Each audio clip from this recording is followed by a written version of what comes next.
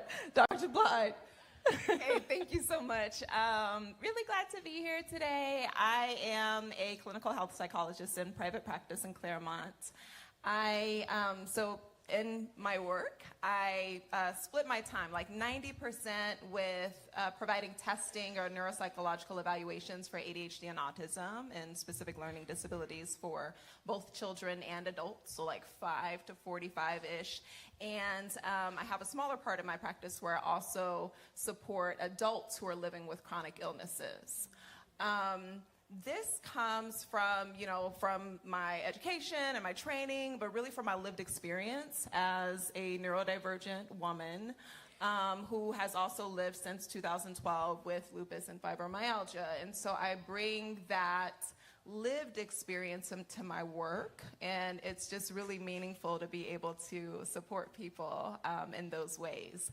But it's also why rest has become so fundamental and foundational for me, because if I'm not resting well, that means my lupus flares up, that means I'm in much more pain than my regular everyday pain, and that means I'm like kind of not a nice person to like my husband and kids, and that's not too great.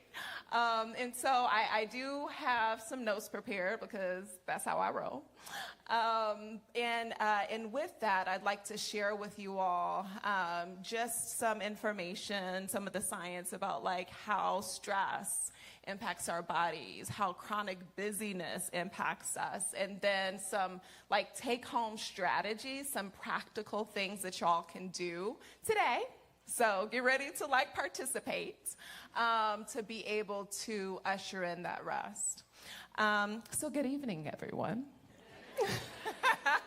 I'm really grateful to be here. So as a clinical health psychologist, when women come into my office describing anxiety and emotional exhaustion and irritability and brain fog and feeling spiritually disconnected, very often it's not something that they're doing wrong. It is because their nervous systems have been living with chronic busyness for just way too long. Chronic busyness is not just a lifestyle issue. Did you guys know that? It's a physiological stress state. We're going to talk about how God designed these bodies, these masterpieces, but our bodies were designed to move in rhythms, from activation to recovery to repair, and activation and recovery and repair. But when we stay in constant motion, doing the next thing and the next thing, managing work and relationships and caregiving and other responsibilities, our nervous systems get stuck in that activation mode. Cortisol, the stress hormone, stays elevated, sleep becomes disrupted, and Dr. Tamika is going to tell us more about sleep and hormones and those sorts of things, but also the mind keeps scanning for the next task, which means emotional regulation gets so much harder. And anybody can like identify, okay, so thank you, I'm not the only person. And even small things can become really overwhelming. But I just want to share with you, like, when this, not if, but when this happens, there is nothing wrong with you. Your nervous system is actually operating the way that it was designed to do. God designed our bodies for survival. But God didn't just design us for survival. God designed us to flourish as well. One of the most important systems that are involved in rest is called our parasympathetic nervous system. So we have like two main parts of our nervous system. The sympathetic, which is fight, flight, freeze, like get ready to run from a bear, or like, oh my gosh, there's this overdue bill. And then we have so that's a stress state, right? And then we have the parasympathetic nervous system. Think about it like parachuting down. That's our rest and digest, feed and breathe. This is where our immune system is functioning the way that it should be. That's when our bodies are able to regulate like glucose and blood sugar and all those things. The main part of the parasympathetic nervous system that we can actually engage and activate, and we're going to do that today, is called our vagus nerve. The vagus nerve helps to regulate our heart rate, our breathing, our digestion, and our emotional balance. When that is activated, the brain receives a simple message. You are safe. You are safe enough to rest. You're safe enough to slow down. And in a moment, I'll guide you through a few tools that'll help you do exactly that. But before we begin, it's important to lay a foundation. I want you to know that rest is not just biological, rest is spiritual. When we understand more of how God designed our bodies, we learn to care for what He created. We begin working with our design, with God's design, instead of against it. And that allows us to then connect more deeply with God, with ourselves. And as I've been trying to emphasize, then we can connect more deeply with the people we love. Scripture, and I'm not sure if you guys have this prepared, but Scripture reminds us that rest is an invitation. It is not a reward for exhaustion. Matthew 11:28 says, "Then Jesus said, 'Come to me, all you who are weary and carry heavy burdens, and I will give you rest.'" Notice that Jesus does not shame the weariness. He names it, and he offers rest as care. I also want to acknowledge something that many women, especially mothers and caregivers, carry. Caregiving actually changes our nervous system. Your brain, when you're in a caregiving role, either as a mother or caring for aging parents, becomes more vigilant. Sleep becomes lighter, and your body learns to stay ready. Some mothers can hear a child through the walls while they're sleeping, right? You guys are laughing, yes. And that's not just instinct, that is God's design. And if you're raising children or caring for aging parents that have any emotional or medical or mental health needs, that vigilance is even stronger.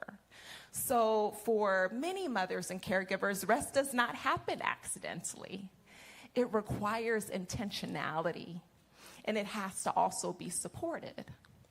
God never designed us to carry life alone. In Galatians 6:2, the word says, "Share one another's burdens, and in this way obey the law of Christ." Community, asking for help, receiving help, that is not a weakness. That is wisdom.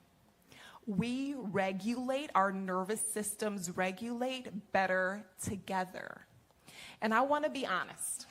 Even though I share the science, this is really hard for me. Really top of mind, salient example, this week, actually yesterday, I had part 2 of my daughter's IEP eligibility meeting. And so I don't ramble. I'm going to go back to my notes because it's really emotional for me. Many of you know that those meetings are not just appointments. They are emotional marathons, and that was the case. Forms and emails and advocacy and resistance just to get to that table. And there was so much resistance. I remember sitting at my computer late one night. It was 4 weeks ago. It's been a process.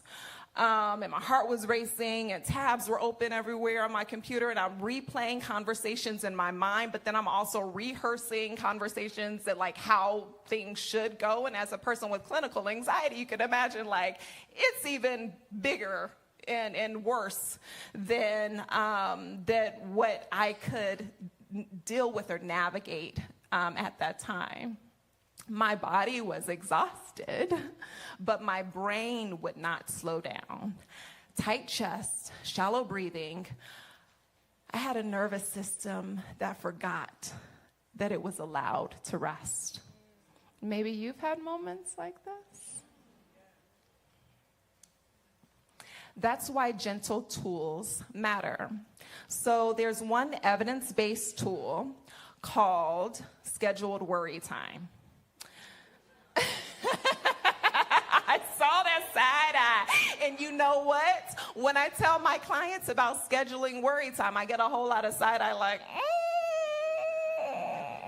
I don't know about this, and I don't accept insurance, so they pay in cash too, and they're like, oh, I really don't know about this.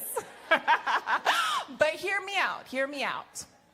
You're gonna worry anyway. So instead of allowing that worry to take up so much real estate in your mind, we provided a container, a specific time when your brain knows that, like, hey, I have this time, this space when I can worry. So this is what you do. You set aside about 15 minutes during the day, 15 to 30 minutes. If you're new to this, you might need an hour, and that is okay. And you write down your worries and your to-do list and all the things, and you think through them intentionally.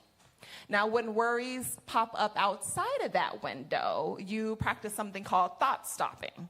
And so I like to think about it like a stop sign in my mind. I'm like, nope. And I have to like continually remind myself of that, like it's not the time for that. I have 11 a.m. tomorrow to get back to that. Right? Like there is time, there is space, and then I'll put my mind on purpose to something that is within my control. Anxiety is not a bad thing. Like I said, it's, our brains are designed to protect us, to keep us alive. And what anxiety signals to us, I kind of, it's called, really fancy word, anthropomorphize. So basically you give human qualities to something that's not human. And I do that to my amygdala, the fear center of my brain. I call her Amy. And I'm like, okay, Amy, here we go again. But what Amy's doing is reminding me of what is important to me. I am worrying because it is important. So I say, thank you very much. Now I need you to have several seats, and I can take it from here. So when you do that thought stopping, gently telling your mind, not now, I've set aside time for this. This helps your brain to relax because your